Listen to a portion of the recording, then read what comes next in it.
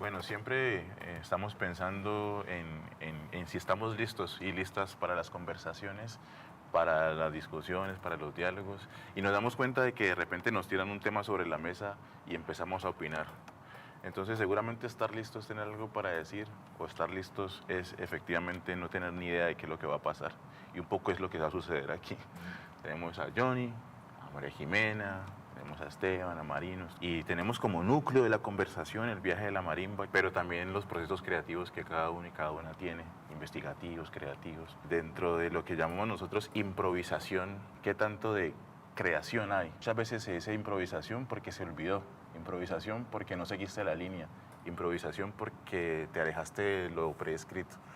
Pero ¿acaso no es la creación un poco alejarse de lo prescrito, de lo que ya estaba presupuestado? Siempre estamos improvisando de cierta forma, ¿no? Más cuando pues somos artistas, uno crea líneas, uno crea estructuras, uno crea unas narrativas, pero pues nos estamos encontrando con esas otras personas, ¿no? Cuando no se trabaja solo. Entonces cualquier cosa puede pasar. Uno nunca está preparado para la reacción de los demás y para cómo esa reacción del otro me va a impactar a mí también, ¿no? Yo puedo partir con algo bien estructurado, claro, pero me puedo encontrar con un panorama que totalmente me saca de lo que tenía pensado, y allí viene y entra la improvisación. Resolver desde el conocimiento, desde una previa estructuración de lo que estoy haciendo. Tengo que ser sensible a esa otra persona y lo que me está mostrando en ese momento, y así mismo reaccionar. El cine viene una suerte como de libreto, de estructura inicial, que de hecho es un montón de tiempo el que se pasa construyendo el guión técnico, el literario, donde empieza lo que sucede en el acto creativo, en el proceso de filmación. Es libre. Es decir, yo hago una estructura, una línea que hay que seguir, pero el actor propone, el fotógrafo propone. El cine creo que es de esos artes que se hacen en colectivo. Y creo que eso lo aprendí desde muy pequeño, porque mi mamá siempre me decía, hay que escuchar el mundo, hay que escuchar el mundo porque nunca va a pasar lo que tú quieres que pase. Siempre va a haber alguien que te diga algo, lo contrario, que te invite a traducir cosas nuevas.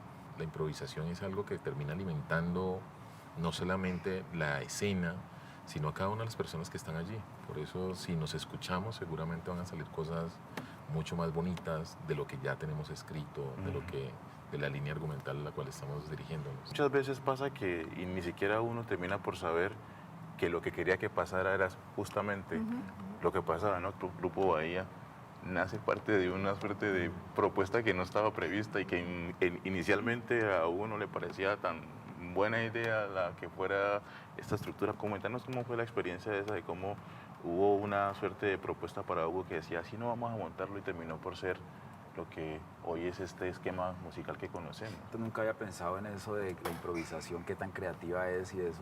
Me parece muy interesante eso, no sé, me sorprendió esa pregunta. Creo que, digamos, es un episodio muy sencillo que recuerdo de hace muchos años del festival, cuando estaba pues el festival en su primera década, no sé. Entonces el formato de este Bahía Trío, Hugo Candelario no creía en ese formato, pues, porque pensaba en una versión orquestada de Bahía. Man Patiño le propuso un formato que era como, yo no sé si el presupuesto no da para la orquesta, no sé qué fue lo que pasó, pero el asunto fue que él salió con un formato que no era, pues, porque tampoco era un conjunto tradicional, pues, no era, digamos, un bombo, un cun-uno y la sin voz.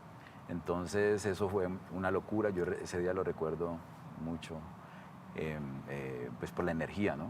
Que hubo ahí en Cristales, bueno, en fin, que era el lugar Cristales, que era el teatro más pequeño en donde se hacía hace muchos años el Festival Petronio Álvarez. Tal vez no se improvisa desde cero, ¿no? Sino que en ese momento, en esa circunstancia, en ese espacio-tiempo, se trae de atrás ese bagaje académico, vivencial, reflexivo, de ADN, sobre el mismo espacio-tiempo. El hecho de que varias personas hagan una cosa distinta con el reto seguramente de improvisar sobre algo, pues pasará algo distinto, porque pues son las experiencias de vida y de formación, son distintas. Creo que es un buen ejercicio la improvisación en el asunto artístico, profesional, en fin.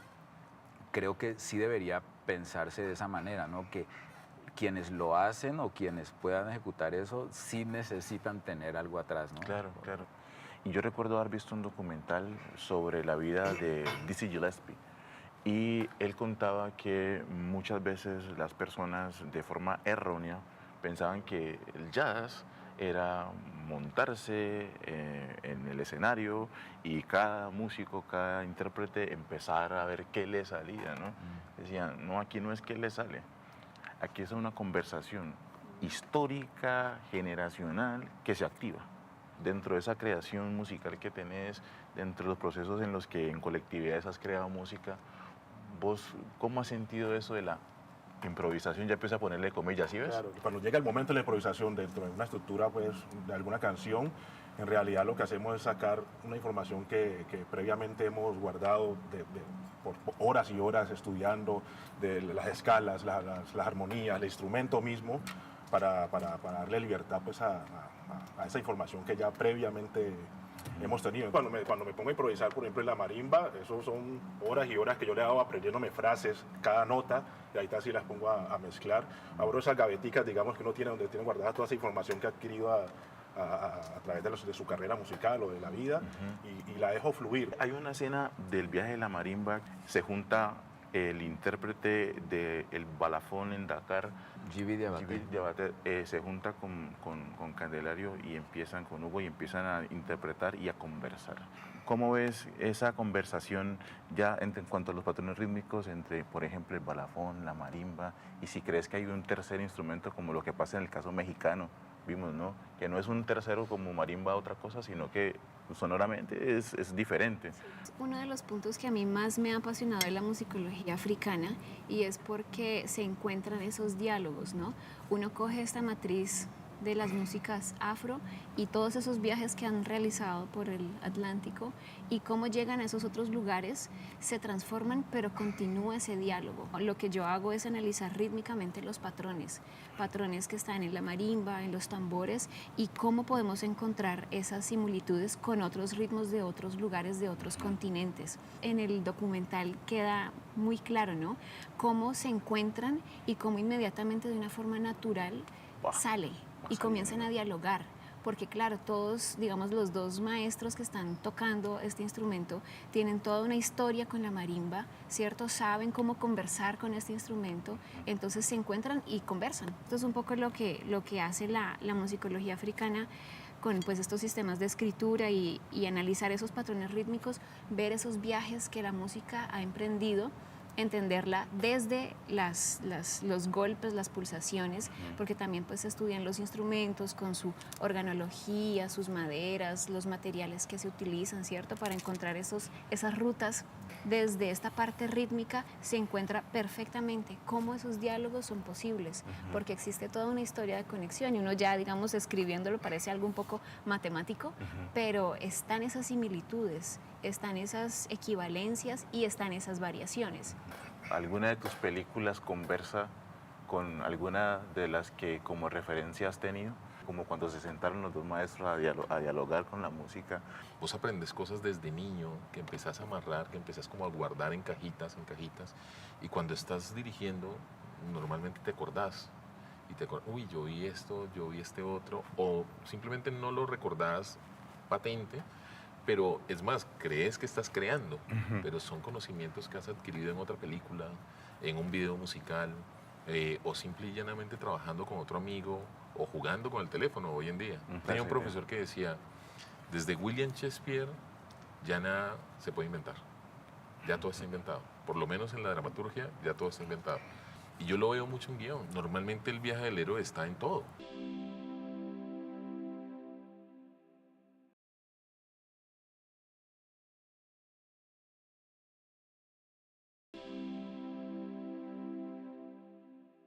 He leído algo de tus cuentos, algo de tus historias cortas, has dejado ver algunas cosas de tus avances y en el caso tuyo, ¿cómo aplicas en literatura? Digamos, ¿qué conversación tenés? Yo no sé si racionalizas eso o reflexionas después del hecho, pero ¿cómo funciona en tu caso? Tengo un taller con el que le enseño a personas que participan a escribir cuentos cortos la mayoría de las veces. Y lo que yo digo es, primero que todo, antes de crear, vamos a copiar. Aquí vamos a aprender a copiar. ¿Usted le gusta un cuento de Borges, a usted uno de García Márquez, a usted de Mayra Santos Febres? Bueno, usted me va a contar la misma historia, no quiero que se me invente nada, la misma historia, y trate de poner sus palabras tanto como pueda. Entonces, en mi proceso creativo hay una conciencia de la copia. Yo primero tengo que aprender de esto, si quiero copiar a esto, yo quisiera correr el espíritu de Mayra Santos Febres y sacar todas sus formas narrativas. Y no hay ninguna otra manera de hacerlo que copiar, que como hacen en la pintura, ¿no? Es como empezar a hacer lo que crees que es una pieza que te gustaría recrear. A mí me pasa que me fascina una canción, me engancha, me transmite muchas cosas. Me baso en esa estructura, en esas armonías, para ver de qué forma puedo lograr para que mi música tenga o expanda también esas mismas emociones, esas mismas sensaciones. Y naturalmente busco ya mis propias herramientas para que el resultado final no tenga ningún tipo de parentesco a la obra original. A mí me pasa con ciertas películas que yo veo la película me impacta tanto y yo digo, ¿qué pasaría con este personaje después? Es decir, porque las películas terminan, ¿no? No me quedaría ahí. ¿Qué pasa después? ¿Por qué no me siguen contando Claro, la historia? sí, sí, sí. Entonces uno termina reescribiendo historias de personajes que uno ya conoce o de personajes que uno lo molieron por dentro.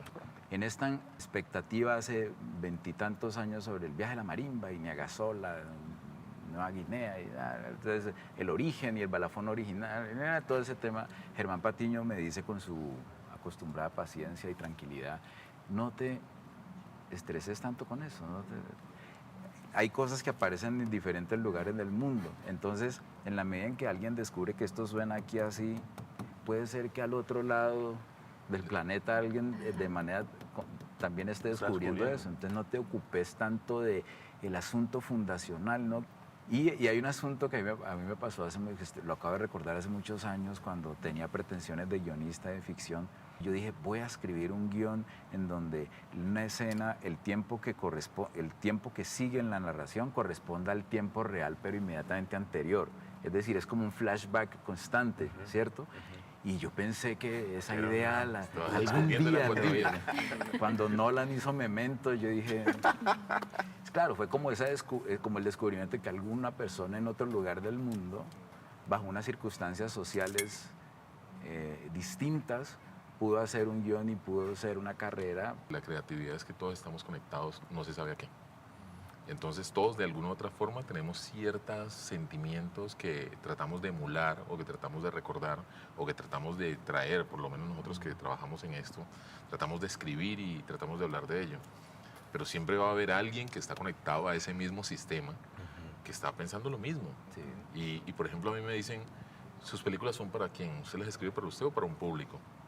Yo siempre he dicho que cuando escribo o hago una película, tienen que haber 10 pendejos igual a mí que están pensando lo mismo, que están sintiendo lo mismo, y para eso es que hago la película. Sí, ahorita con esto de la era digital, vos puedes ver las plataformas donde escuchan tu música, y un país que Eslovenia, uno dice una que han currulado, uno está escuchando en Irak, yo he mirado que Están locos. Empezaba a preguntar, bueno, hay gente en que está conectado con Eslovenia, este mismo sentimiento allá. en Eslovenia, ¿no? ¿Cómo bailarán un currulado esloveno? ¿Cuál es esa rareza que vos viste ahora que estás diciendo lo de currulado en Eslovenia? Que vos digas como, pucha, yo sí me había pasado la vida y nunca se me había ocurrido que esto podría llegar a suceder. No sé, un ritmo que encontraras en un lugar así que vos dijeras como, ¿qué? ¿Esto conversa con qué? A mí siempre me impactaba mucho las personas de la península balcánica, ¿no? Yo las veía y yo inicialmente pensé que eran personas de Chile, cuando los vi de lejos, me pareció que son latinoamericanos. Pero cuando me acerqué y comencé a escuchar esos idiomas tan diferentes y comenzaron a tocar una música que para mí fue tan extraña, con unos bailes tan rápidos, tan acelerados, las piernas, yo inmediatamente, ¿esta gente de dónde es? Y son como unos gitanos, ¿no? Unos gitanos, y me decían, no, todos ellos vienen de la península balcánica. Vos, Esteban, ¿alguna vez te ha pasado que hicieras una canción, que compusieras algo y que cuando lo presentaras llegó alguien y te dijera, ve, eso me suena a... Una vez tocando en el Teatro Municipal, terminamos el concierto y se me acerca alguien, ¿ustedes han escuchado Síntesis de Cuba? Bueno. El grupo Síntesis. yo tenía ni la menor idea. O sea, como vos decís, yo dije, no, esto lo inventamos aquí, nosotros no somos lo más. Mi inspiración. No, escucha, no, ustedes suenan muy parecidos a Síntesis, parece que en algún momento pensé que era Síntesis. Yo, Síntesis, me fui a buscar, pues, ¿Y qué tal? no, unas similitudes tremendas. Y yo decía, pero ¿cómo? ¿Pero cómo pasó esto? Es tremendísimo lo que hablamos ahorita de las conexiones que existen, ¿no? Y Síntesis era un proyecto de Viejísimo. años, o sea, eso, cuando yo tenía Ancestros, Síntesis llevaba 30 años ya. Llegué al Festival de Música de Kenia y lo que a mí más me impactó fueron los cantos de los Masai Mara. Eso fue lo que a mí realmente, y eran niños, pero me conectó. Era una conexión que era como un miedo y un gusto de escucharlo, pero era ver unos niños transformados que no parecían ni hombres ni mujeres. Para mí, no, esa fue mi visión. Parecían unos hechiceros, así era como yo lo describía, y que hacen unos cantos haciendo unos sonidos, ¿cierto?, desde adentro, guturales, con unos movimientos que ellos eran hombres, pero utilizan como un vestidito y todos muy delgaditos, entonces no se sabía si era un cuerpo de hombre o de mujer, y todos haciendo movimientos muy femeninos, pero no eran mujeres.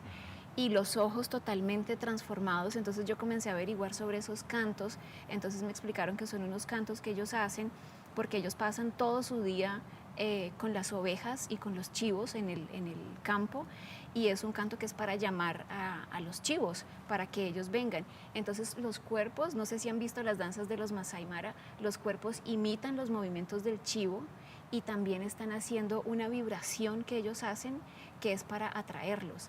Y me transportaba a Colombia también con cantos que yo he escuchado con una profundidad que más allá de lo musical es esa profundidad que lo conecta a uno espiritualmente, otro tipo de conexiones, ¿no? Alguna vez hablando con el maestro Alfonso Múnera, él pasó un tiempo como embajador en Trinidad, se llevó a un grupo caribeño a un lugar donde contaba que después del acto, digamos, formal, se han ido los músicos tradicionales de allá y con los músicos tradicionales de acá, unos hablando pues colombiano, costeño, pues, que ahora espero entendemos nosotros, sí, y otros francés, y se fueron, y entonces él decía que él estaba aquí pues atendiendo los asuntos formales cuando él veía que por allá pasaba algo debajo de un árbol de los músicos y nada. Pasó como una hora y ellos estaban allá en la risa total, y cuando fueron allá y fue pues y tomando ron y bueno, o sea, la fiesta total, y él dijo, pero vení, pero vos no hablas francés y esto, ¿cómo se están comunicando? Entonces el tipo, no sé, si Seto Tabalá dice, no, pues este es la conexión de la música, es increíble. De hecho, en el viaje de la marimba hay un momento en el que los músicos que no hablan español, que están ahí con el maestro, ellos están haciendo referencias al instrumento y diciendo, no, pues es que este es el balafón, o no, que se llama marimba. ¿Cómo le llaman allá? Marimba, es un balafón. Es como, vos que me estás hablando, esto ya existe, está acá. La conversación se continúa. En algún momento, con alguna de tus películas te pasó que alguien te llegara y te dijera, ve, esa película se parece a... La autenticidad yo creo que ya no existe, y creo que no ha existido nunca, porque yo sí creo que estamos conectados de alguna manera. A mí lo que me preocupa es que perdamos el valor de lo humano, porque creo que ahí es donde está el poder de nosotros. Yo veo el viaje de la marimba y una de las cosas que a mí más me emocionaba viendo la película era cada uno de estos personajes, ese valor de humanidad que tenían, esa gracia. Había personajes que estaban hablando otro idioma, pero solamente cuando abrían la boca y sonreían, yo decía, uy, mi abuelo, o mi tío.